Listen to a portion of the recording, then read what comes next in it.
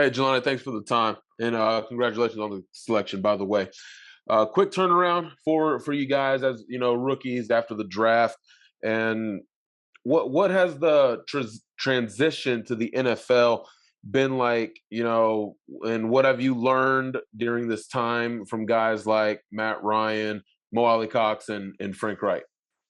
I would definitely say, to answer your first question, would definitely be, like you said, with the quick turnaround, just becoming a pro pretty much, learning them responsibilities and then learning, especially offensive wise, learning the playbook, make sure you're always on your P's and Q's pretty much. And then, just learning from Matt Ryan and like Mo Ali Cox and guys like that, that's always an honor. And, looking into what they have to say and then trying to, mimic whatever they tell you and then try to do it at 100% at all time, pretty much. You Felger? Hey, Jelani, thanks for doing this. Really appreciate it. So I was curious for you, coming out of college, you haven't played tight end that long, but what would you say are some of the things from last year playing in Virginia that you would say you recognize as some of your strengths and some of the things that you're looking to work on here in your rookie season?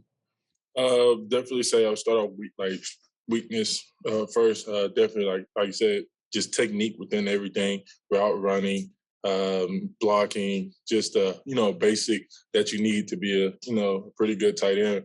And then some of the strengths is just I would say from my size has been physical, playing fast, and kind of doing the unnormal things that you'll probably see as a tight end my size. So I definitely say that plays a strength into how I contribute to the offense.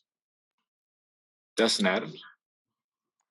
We rave about your size and speed for obvious reasons, but I'm curious to know, what do you think is your most underrated attribute that people just aren't talking enough about?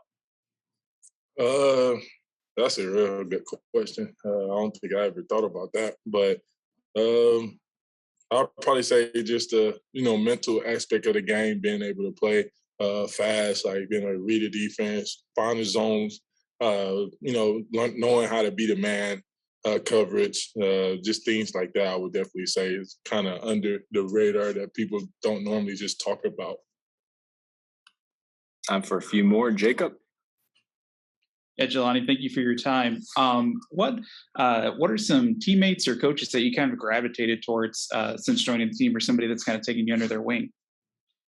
Definitely say the whole tight end room, of course.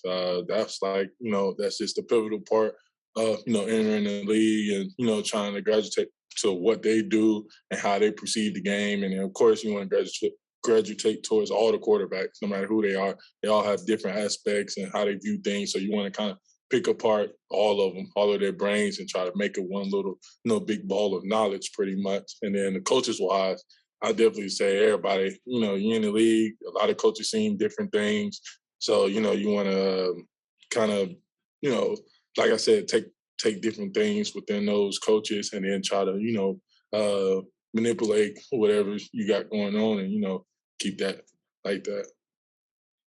Lawrence Owen. Hello, Jelani.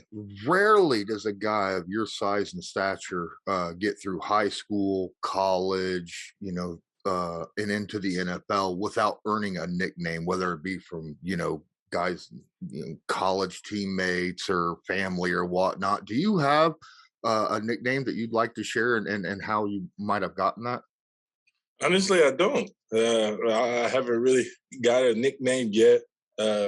I wouldn't be mine if somebody did give me one. It's not, but. Oh, we'll work on it. I promise you. Oh, yeah. Okay. Yeah. But, I never really had a nickname like that. Some people called me, like, too tall and, stuff like that. But that was back in my basketball days, so I need a football one then. We'll go last one here. Patrick. Jelani. The first thing comes to my mind as far as the nickname with your last name Woods is Bigfoot. As far as your size and your last name, that's just something that's popping right off my head. Okay. But my question is kind of a three-part, so I'll make it real quick. With you being a quarterback in high school, how and why did you become a tight end? Is one. Two. Oh, where did I go?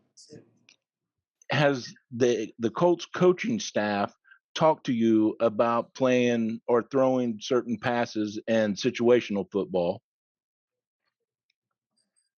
And 3, playing quarterback in the past, do you believe that gives you an edge over other tight ends in the leagues because you see things differently and you still have that mindset of a quarterback? I would definitely say, I would answer your last question first. I would definitely say, yes, it definitely does. Like I said, as a quarterback, you got to know what each person and each individual, have to be responsible for on the field. And a lot of things is not that much different than how, like, you learn in college and you learn in high school. It's just, of course, manufactured to a professional level, and everything is very more into details. But the way like concepts work and just just the overall origins of how routes, trees, or protections and everything like that go, it's kind of similar. So you can kind of translate it to different things you have been introduced to in the past. And I would definitely say no. And the second question, no, we haven't talked about any passes or anything like that. Yeah, I forgot what was the first question. What made you want to transfer to becoming a tight end out of the quarterback position? That was just pretty simple. I wanted to pretty much get on the field. I was a backup quarterback. Then I knew I had the size. And then later in my freshman year, I ended up impersonating Mark Andrews on scout team.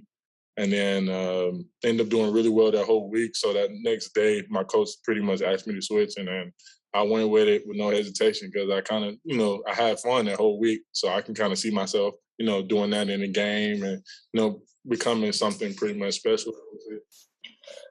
Thanks for your time, Jelani. Thanks, everybody, for hopping on.